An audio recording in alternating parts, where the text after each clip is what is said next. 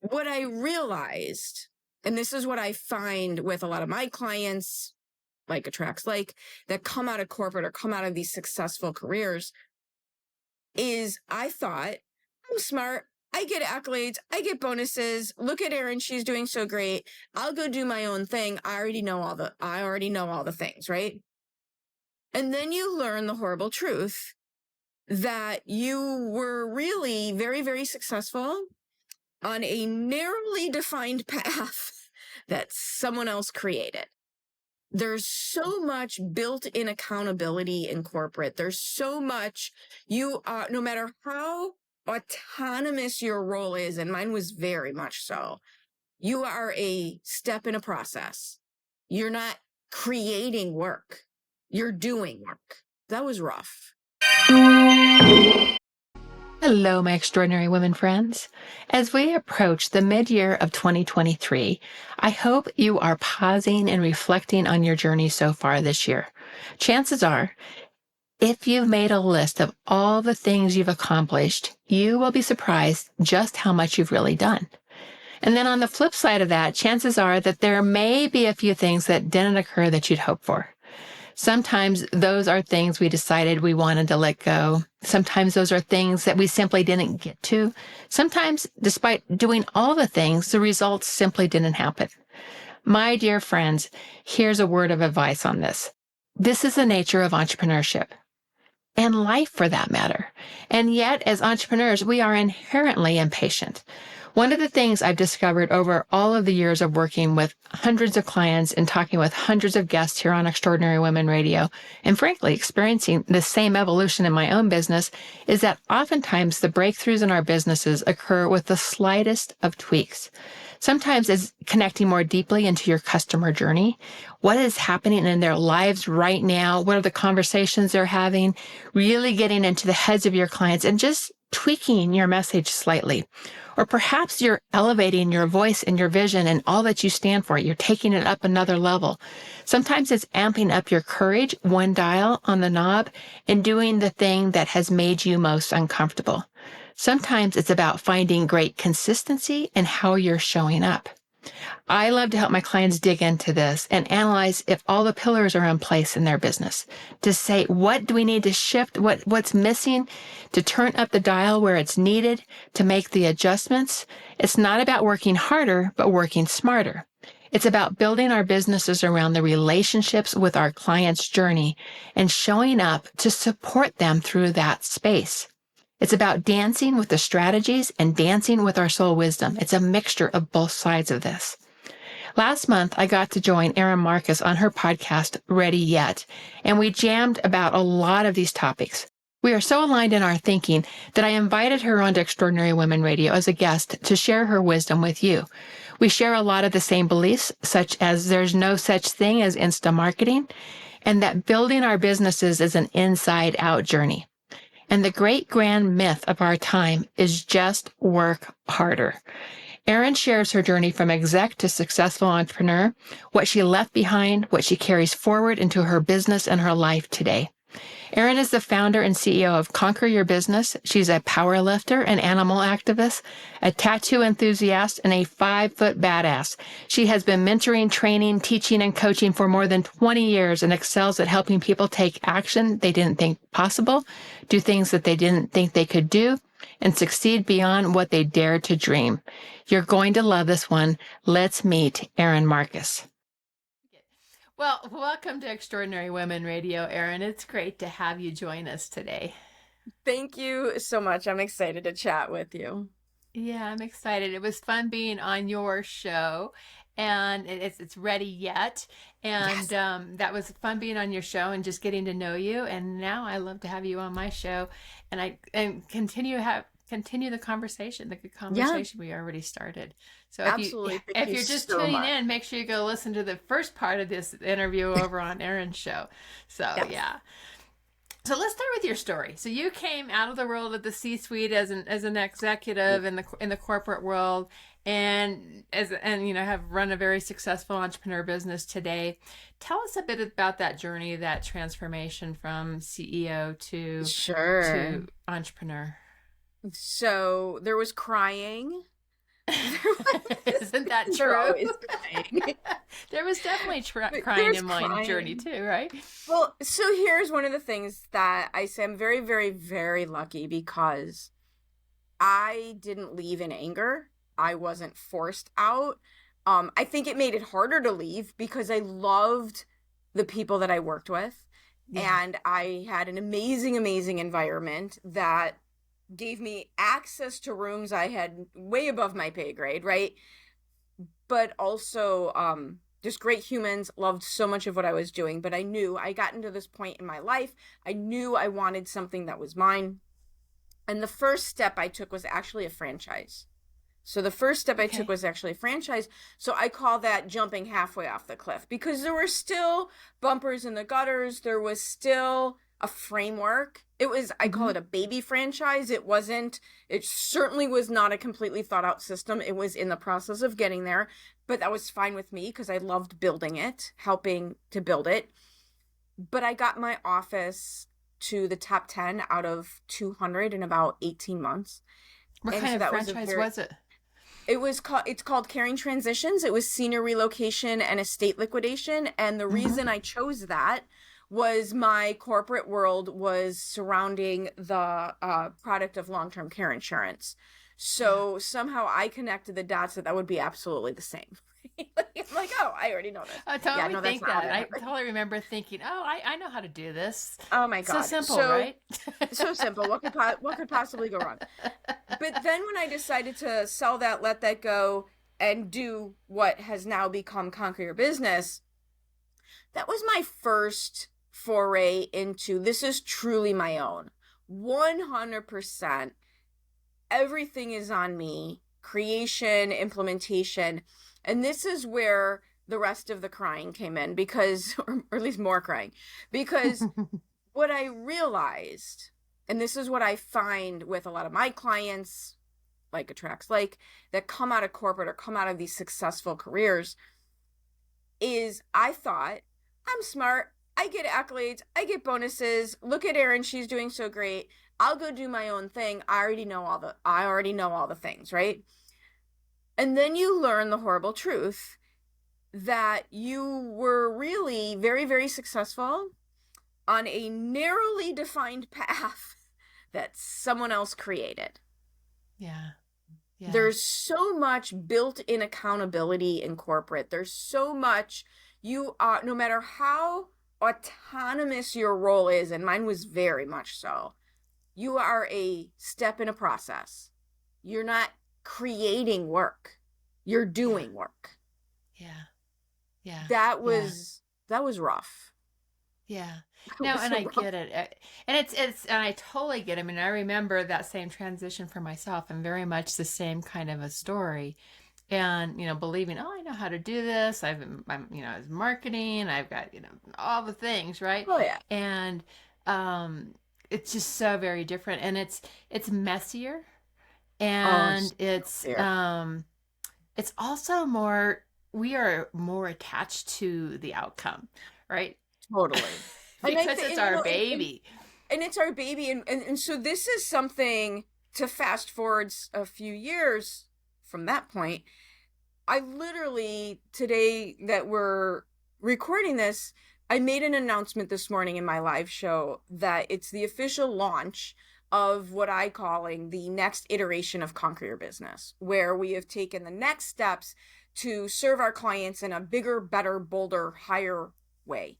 And one of the things that I had to do as the founder and CEO was change how I'm thinking about my company. Yeah. And instead of the Erin show, right? My Mm-hmm. job as founder and CEO is brand awareness, lead strategist, right? I have Yeah. my role, but I am now, what I've done is create a situation where I am yet just one of the assets that Conquer Your Business has in its, Right. Right. quiver, So right? it's I'm that just shift one off of arrow. you. It's a shift off of me. Now, don't get me wrong, there's no less pressure and no less responsibility, but there's more because now I have other people that I am Exactly. in charge of their Exactly. income. But no longer looking at Conquer Your Business as Erin is instantaneously changed my approach to decision making. Mm-hmm. Right. Right. But I had to do also, it's so funny coming out of corporate where we're used to these big million dollar businesses, and then being in the entrepreneur solopreneur world, and now having to yet again re-identify myself as somebody who owns an actual company, Right. not just somebody trying to do a thing. Right. Right. And how's that shift feel? Um, how did you get to that point where you're like, yes, this is the right answer? Besides just, I mean, all you can do Aside all from the the crying. numbers. Yeah, I can say you can do all the numbers and you can do all. Yes, it's the right strategy, but it's an internal journey too. Oh my God, it's massively internal. It's Yeah. completely internal. And I think for me, I'll start with the external first. I just grabbed onto all the external evidence I could to help me. Like, I've done enough of the self-improvement journey now where I understand, like, how my brain works, the subconscious program. Like, I won't even begin to say that I embody it, but at least academically, I get what's going on. So, what do I have to Yeah. do? What do I have to do? And one of the things I did was I grabbed onto as much external evidence as I could, right? Brain loves to be right. My brain loves to be right. And if I'm trying to get my brain to understand that I'm a business owner, I need to give it, I need to give it some proof. And Right. so between the feedback that I was getting from clients and my team, part of doing this involved expanding the team. Right. And I have an amazing team that really helped make this possible. Mm-hmm. So, right, it's always who, not what, who, not how. Mm-hmm. Mm-hmm. So, having the right people involved in it Mm-hmm. was a big piece. Excellent. Immersing myself very intentionally, immersing myself for the last 6-8 months in groups of people and rooms that pulled me forward, Mm-hmm. Mm-hmm. right? Like, So important, right?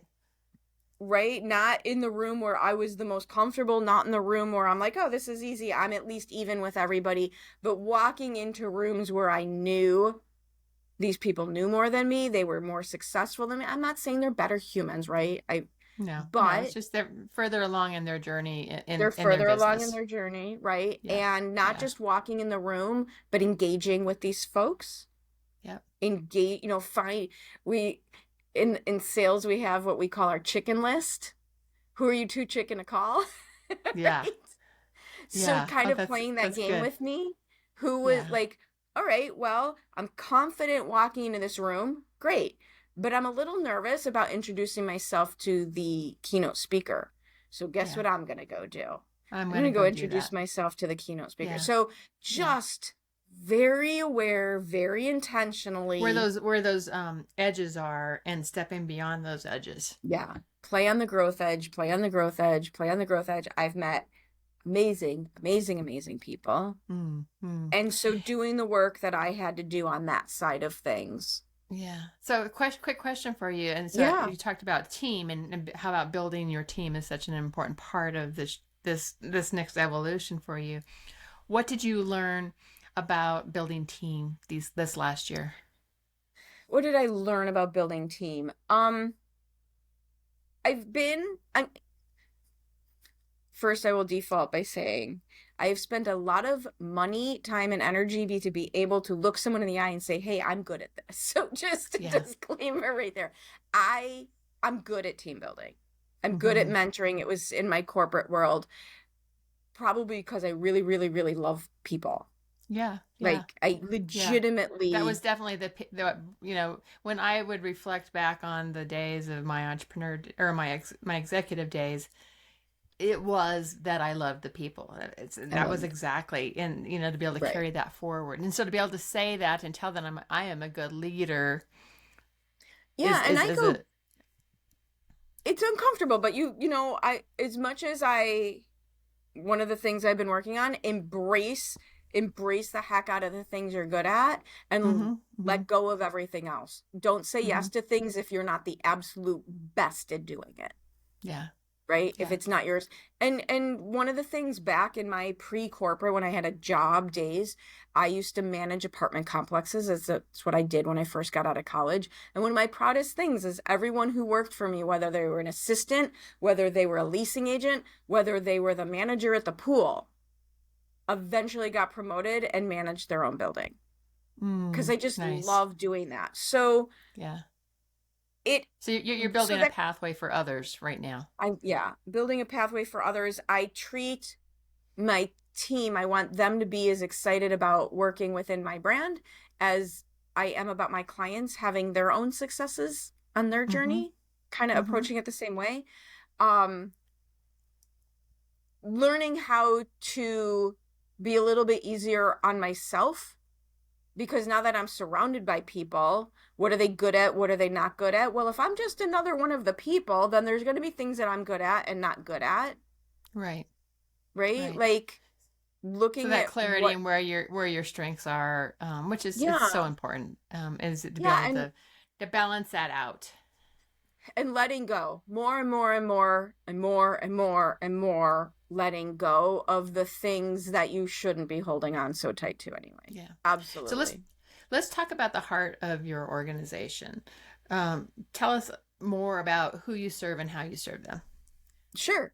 I absolutely love working with, I there's two groups of people right now that I'm working with a lot. One is, I call them they're on the entrepreneurial bridge.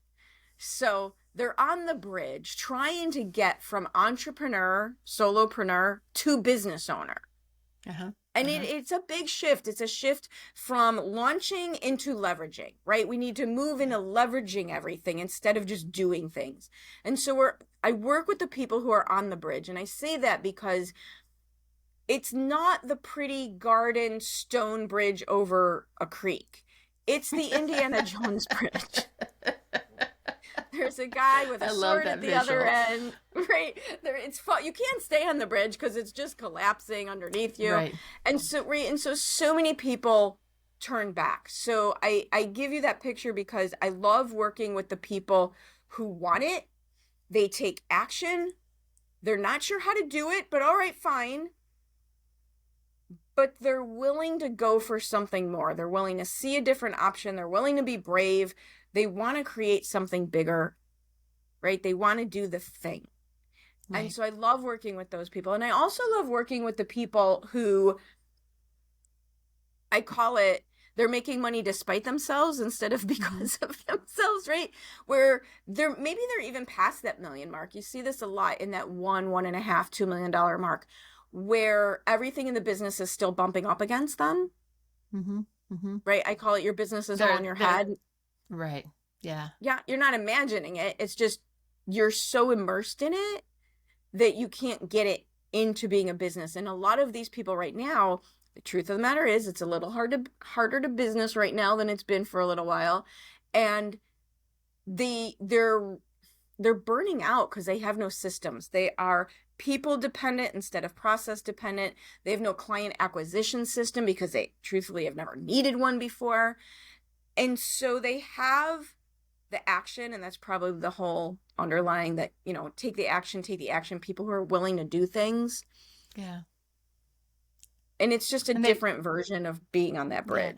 It's probably they've been in that work harder myth, Just right? work If I harder. just work harder, it's going to Right. work out. And there's a shift that really needs to happen where they've got to get intentional Yes. about how they're building the Right. systems within their organization. And the beauty is, like, so many people like, well, wait, don't want to do this with you yet because it's too much work. I'm like, no, no, no, you don't understand. You do this so Mm-hmm. it's less work, right? Yeah. What's more work, Yeah. doing things the hard way for longer or taking a minute to fix them so you can, get some relief? So what was your journey through I just have to work harder to working to really It, realizing you had to work smarter? so this is awesome. It took way, way, way too long. Way too long for me to figure this As it does for most of us. Right. And it boils down to like literally one lesson. It's so Mm-hmm. funny how it's all right there, right? In retrospect, it's all right there. So I've worked with several coaches, but there's one in particular. I worked with her for 3 years, probably 3 years. And she used to say this to me: easy is a perspective. And I was waiting for things to be easy because she told me eventually they would be easy. So I kept looking for that easy thing. Never found it. And then 2.5 years into my work with her, and she was just saying this, and she said it to me 70 different ways and 100 different times. This was so not her problem. Like she was not the problem in this breakdown of communication. And then it finally clicks. And the way that I describe it is like this. You and I could go on a date and we go to the scariest horror movie ever known to man. And you have the time of your life and I end up in therapy. The movie never changed. It was the same movie. It's just our perspective about that movie that has changed. And I had to learn the very, very, very hard way, so don't take as long as I did, that whether or not I considered something hard or considered something easy was actually a choice that I got to make and had nothing to do with the thing. It was a choice I got to make. And so I started a practice that I still do to this day, because that's one of my things, right? I'm a good Midwestern girl. We believe in hard work. What does that mean? It means I make everything hard, right? So in order to feel good about myself. So it's a thing that will still happen to me if I'm not vigilant about it. So every single day, as part of my process of getting ready for my day, I look at my calendar to see what's going on, and I tell myself what an amazing, fun, easy day it's going to be. And that has nothing to do with what's on the calendar. That's so good. That's so good. And it's the words we use matter, the language, the stop, the pause, the intention, all of that really makes a difference for how we show up in our days. And we can apply that in so many ways. And I'm the same with you. It's like I have to really look at, but I love your phrase. Say it one more time. With easiest perspective. The phrase that you say every morning. Every morning I look at the calendar and I say to myself, oh my God, what a fun, exciting, easy day. That's awesome. That's so good. It's a fun, exciting, easy day. Every single day. Yeah. I do a lot. I call it setting my stage. I don't use a lot of, I don't know if you've caught on already. I'm very direct, right? Everything's very blunt, very direct. I don't use a lot of woo-woo associated words. I don't use a lot of words like flow and ease and grace. But so I use my words, which are to me more tactical, right? Right. Yeah. Yeah. And it's so important to find our words that we resonate with. Because if we're just repeating somebody else's words, they don't resonate. So it really makes a lot of sense to me. Makes a lot of sense. You and I could talk forever. I know that because we really jive on so many different things. But I know we have a hard stop today. So I want you to tell us, where can people learn more about you and your company? Sure. We make it real easy for you. conqueryourbusiness.com. So if you're looking for our podcast, getting a hold of me, our socials, all the things, it's all at conqueryourbusiness.com. Okay. And then the question that I always close with are, what are 3 pearls of wisdom that you'd like to leave with us? And I'd love for you today to really focus them on women entrepreneurs. And like, what are those pearls that you want women entrepreneurs to know?